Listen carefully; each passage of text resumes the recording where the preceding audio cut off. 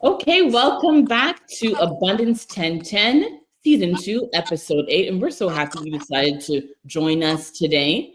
We are excited because we are continuing our discussion on motherhood. And we are taking a different look at it today. And we're looking at two mothers from the Bible who were mothers, obviously, and looking at their journey to becoming a mother. And we're looking at lessons that we can learn from them as they were mothers, and even what their motherhood meant for other people, for the world. So Yeah. we're gonna do that today, and I'm doing well. And Vimbai, I know you look like you are kind of cold there where you are, Yeah. and someone be thinking, wait a minute, but is she in Zimbabwe? And she's wearing a People are scarf. wondering. Yeah, people must be wondering why I'm all bundled up. I have a scarf, I have a jean jacket, and I look cold because I am cold. So I'm in Zimbabwe right now, and it is winter. So our winter begins, I'll probably say towards the end of May. Mostly June and July are our cold months. And so seeing that this is June, it's cold. And we recently hit, they say there's a cold front for the next maybe. What's that cold front? What? Sorry? What is that cold front? What is it in like Celsius? Oh, Celsius. So it's now, well, today we had a high of, I believe it was 21 or so. So during the day, it's fine. So okay. So if you live in North America, you may be thinking 20, 21, like how is that cold? So, I'm in Canada, yeah. Yeah, so the daytime is usually fine, but at night the temperatures dip to, 7, sometimes even 8, sometimes even lower than that. And yeah, it's cold. And you have to keep in mind that our houses are built for the heat. So they're brick houses and they keep us cool in the summertime, but at wintertime, they're cold. So it gets really cold at night. So that's why I'm all bundled. It's nighttime over here for me. But I bring you the warmest greetings, despite it being cold, warmest greetings. And I'm excited to get into this topic, Mathisa. And for our listeners and viewers, this is part 3 of our topic on motherhood. We did part 1 and 2 with our wonderful guest, Emma. If you haven't listened to those episodes, please go back and listen to them because, yeah, she shared her experience, her journey to motherhood, and Mathisa and I also shared as well. And we had a great conversation both times. And so this is part 3. That's just Mathisa and I. And we're going to be talking, as Mathisa said, about some women in the Bible. So I'm looking forward to diving in and doing just that. If we can just pause just for a moment, Vimbai, because I usually do this at the end. But I feel the spirit is leading me to do it, say it right now. You feel compelled. I feel compelled to do it. And that is, if any one of these episodes has blessed you and you have enjoyed our conversations, tuning in, more than likely there's someone else that you know who will be blessed by this as well. So we do ask that you share this so that people can discover us and that it will keep us bringing great content to you as we navigate what it means to live an abundant life. So I just wanted to tell the audience to share the podcast. Yes, and we can never remind you enough. We can never, no, we'll do it every time. Yeah, I'll decide. We'll do it every single time. Just like the pros do. Yeah, exactly. Just like the pros do. Yeah, for sure. So where do we want to begin, Mathisa? We identified 2 women who we're going to talk about. Who do you want to start off with? Do you want to start off with Sarah? Let's start with Sarah because it is towards the beginning of the Bible, the first book of the Bible in Genesis. And a lot of people know about Sarah, right? Because Sarah was Abraham's wife. So Sarah, as you know, okay, let's go back a little bit. Abraham, you know that God made a covenant with Abraham. And at first he was called Abraham. And God made a covenant with Abraham, and he promised him that his descendants will inherit much land. And he's telling Abraham this, but at that time they had no children. And so Abraham's like, well, I'm not understanding. And then even there was one time when the Lord said, all the stars that you can see out in the sky, that's the number of offspring that you will have, right? So he's going to have generations and generations come through him. And Sarah is without a child, and they're both elderly. So actually, what God says to Abraham, as Sarah, your wife, you should not call her Sarah. I'm not pronouncing it correctly, but Sarah shall be her name. I will bless her, and indeed I will give you a son by her. Then I will bless her, and she shall be a mother of nations. Kings of people will come from her. That's Genesis chapter 17, verse 15 and 16. So Sarah gave birth to their son Isaac. I believe it was 90 years old. And she's an elderly woman. And one thing that I think of when it comes to just looking at Sarah as a mother is really how God fulfilled his promise through Sarah. So yes, he made a covenant with Abraham, and he promised Abraham, you're going to have a lot of children, a lot of offspring come from you. And of course, Sarah being the woman and the son coming from her, he fulfilled his promise. So it goes to show that we have our time in our head. We have days. Our conception of time is, it's days, it's minutes, it's hours, it's days, it's weeks, it's months, it's so forth. But that doesn't matter to God, because if God is to do something, he will do it on his time. And on his time, and it will happen. If that is his promise, that it will happen. And yes, did you want to say something, Vimbai? Yeah, I think that the story of Sarah is there's so much encouragement in that story, because when we look at the time when this promise was made to Abraham, 25 years went by before they actually had a child. That promise. So if you imagine waiting 25 years, God has told you something. And there's a time when Sarah, when she was told about it, just before she fell pregnant, when those 3 visitors came to let her know that next time this year you'll have a child, and she laughed. She laughed. She would say, will God fulfill the promise now? I'm old, so this was a deep desire that she had. And we have to think about it in those times. People didn't just have, they didn't choose, say, okay, we're not going to have children.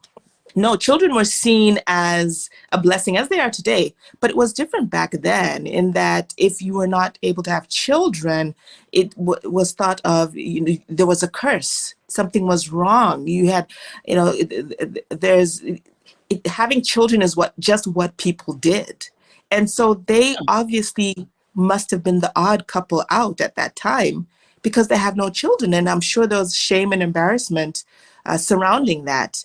Because some women feel that today, if they're having struggles with infertility, and so we can imagine back then, where a woman's livelihood, her ability to live and be taken care of, depended on her being able to produce an heir. Yes. And so here's Sarah, and 90 years old, people, 90 years old when she had the baby. And we can see why she tried to, kind of make God fulfill that promise through Hagar. Yeah, because, and oftentimes we look at Sarah and say, but why wasn't she patient? Why didn't she just wait on God? Think about it. Well, we do the same thing. And I have to say, though, because I don't think we said this before, but we're talking about these women as much as it was recorded, because we know that the Bible is the infallible word of God. But we also know, if you understand the context, is that it was very patriarchal. So a lot of experiences from women were not recorded at length. So we are, us being women and sharing the same gender, we can kind of probably relate.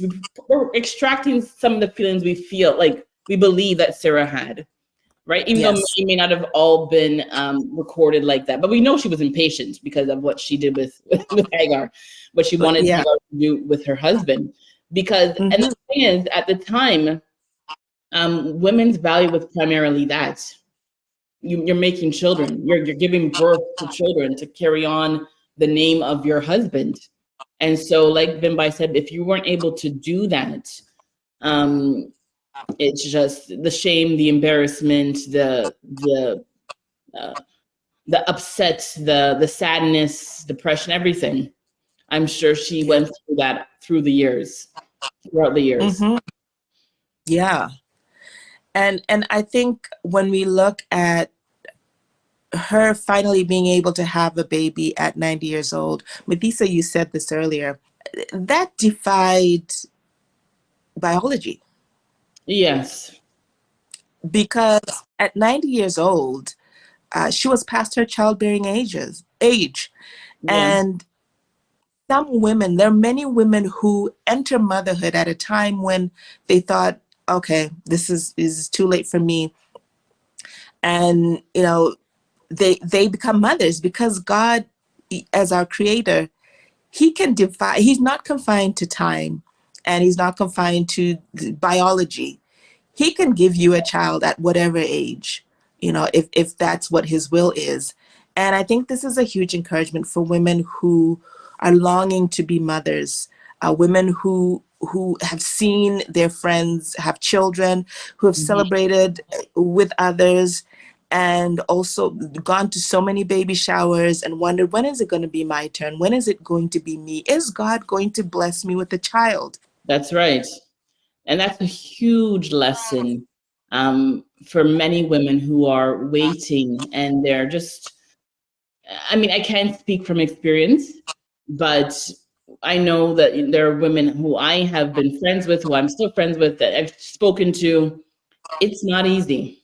It's not easy knowing that you're having trouble conceiving a child, or you haven't bore a child yet, and that is your deep desire in your heart. So Sarah shows that, if it isn't God's will, he will allow you to be pregnant at his appointed time. It will come to pass. And look at his name. She named him Isaac, which means laughter. It was so bizarre for her to have a child at her age that she named him Laughter. And I'm sure he was just the joy, such joy when he was finally born. And just to think at 90 years old, having a baby, I can't even imagine it, to be quite honest with you. I can't imagine. I can't imagine having a baby at that age. But we have to believe that God gave her the strength, and because babies take a lot of energy. You think about this. Right? Yes, they do. Right? The breastfeeding, even if you're nursing with a bottle, everything, waking up, the running after a lot. It's very hands-on at that stage. So very hands-on. She's given the energy. Given the energy. And I think when we look further on to the time, there came a time when God tested Abraham's faith and told him to sacrifice Isaac. And we can imagine what that must have been like. Your only child. Think about your most treasured thing in this world, whether it's your children or, if you're not a parent, maybe it's something else. But you think about that. You've waited so long. Maybe it's a job or career opportunity. You've waited so long to have that thing. You finally, God gives you that thing, and then he asks you to give it back. That must have been very difficult. And I can see Abraham didn't tell Sarah. He was taking Isaac up to the mountain. Actually, remember he had Ishmael at that time, though. Remember he had Ishmael and Isaac. So, but because God wants no, but Ishmael had left. Ishmael had left, but he still had the child, though. I know he wasn't in his care. They sent them away. But he had. But Ishmael was not the promised child. Yeah, that's the thing. Ishmael was not the promised child. All the nations, everything that he was gonna, like, all the descendants that were gonna inherit the land were gonna come through Isaac, not through Ishmael. Yeah. And I wanted to. What is it? No. I was just gonna say, just let's think about that part though, where Sarah brought Hagar into the picture to be to go sleep with Abraham so that she could have a child. How many times have we done that? Okay, we have not done that exactly. No, I have. Yeah, I don't know if I would have done that one, but I mean different times, right? Because really, what value you bring to your husband is that you give him a child. That was really, you're giving me the shelter you're providing. I'm going to give you a child who's going to be able to carry on. So she was desperate, a girl. She was desperate. I don't know. Because they say, oh, here, and how many times this woman. Have we been desperate? And when we have been waiting on God, okay, let's take it out of the child idea right now. Let's talk about just in life where we've been waiting on something, we've become impatient and decided to take matters into our own hands and created an Ishmael that stirred up problems, because we know that Hagar and Sarah butted heads. Of course. They butted heads. She was jealous, right? Like you grew jealous of a woman who was able to give your husband not something that you couldn't give. Yes, and she didn't factor in the possibility that Hagar would become proud and begin to spite her. That's right. I know. The thing is, we don't know Hagar's thoughts and feelings about it. Yes, we don't know how Hagar felt about it. And when she realized that she was pregnant, the Bible says she began to despise Sarah. And so now you have this household where the women are at odds with one another. And Abraham, Sarah goes to Abraham, get rid of her. She's giving me problems. Get rid of her and her son. Get them out of here. Get them out. And so Abraham is now in the middle. And so how many times have we done that? Have we gone outside of God's will to attain something that we thought God was dragging his feet on? And then that same thing comes back and just is so problematic in our lives. I know. This is a really great example of that, because we take the matter in our own hands and we're going to say, you know what, Lord, you're taking too long. So I'm going to make this happen. I'm going to orchestrate this to happen. Yeah. We don't know if Abraham put up a fight to sleep with it. No. I don't know. Recorded. I don't know if he put up a fight, but okay. Well, you're telling me to sleep with another woman? Okay. Sure. But I guess he was also at a point where he was, because you remember, it's 25 years. Well, not to the point where Ishmael was conceived, but a considerable amount of time had gone by. And so he's probably also wondering, when is this promise going to be fulfilled? When? Right. Yeah.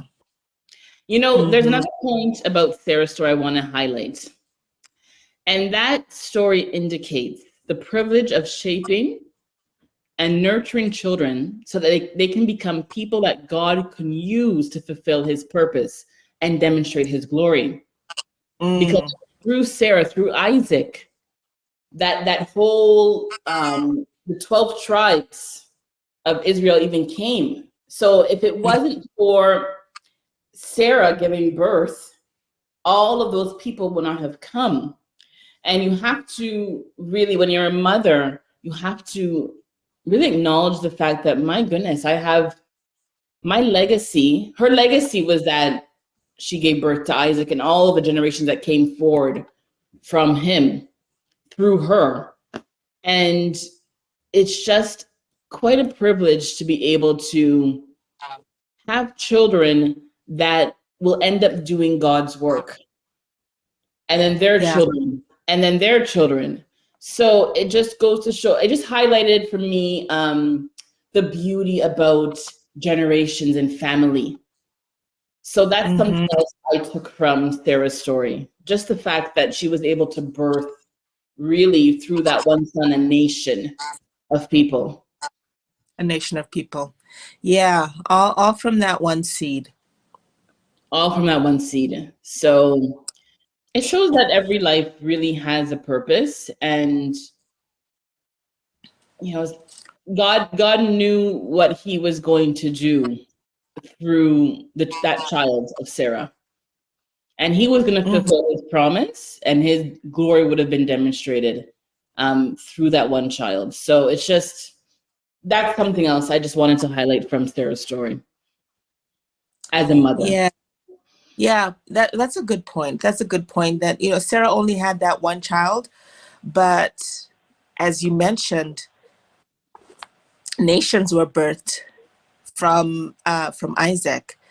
When we look at some of the women, Sarah definitely one of them, and other women who had to pray earnestly for children. There was Hannah as well in the Bible, and many of those women went on to have children who played very significant roles in the lineage of Christ even. So absolutely, you're right, Mathisa, in that she may have only had one child, but my goodness, when God promises something, when he gives it to us, it fulfills so much within us and much more. Isaac was not just a child that brought joy to his family and his parents. He ended up being the father of many nations, and we see the tribes of Israel coming through Jacob, who was Isaac's son. So absolutely, what a promise Sarah had, and just her being the woman who God chose to be the mother of such a significant patriarch in the Bible is another testament to God's goodness. Sometimes it's delayed gratification, but when he delivers, boy, does he deliver. Beyond what we could have asked for or thought of, he delivers. Yes. So you know what? All right. Yeah. I think we're running out of time. So we're running out of time. See, okay, this is the thing. So, and imagine we had wanted to talk about 4 women initially, but when we get to talking, we end up going into a lot of detail. And so we're trying to keep these episodes at a reasonable length so that you can listen to our episodes as you're doing different things, and we're not having you listen to hours and hours and hours of us talking. So so unfortunately we do have to cut it here so that we can, it will run too long. It will run way too long. So we're going to do that. We're going to have a second part. Yeah, we'll have a second part because we want to keep your attention. Yes. And I want to remind you of where you can find us. abundance1010.com. You can also find us on Instagram, Abundance1010 Podcast. If you're watching us on YouTube, here we are.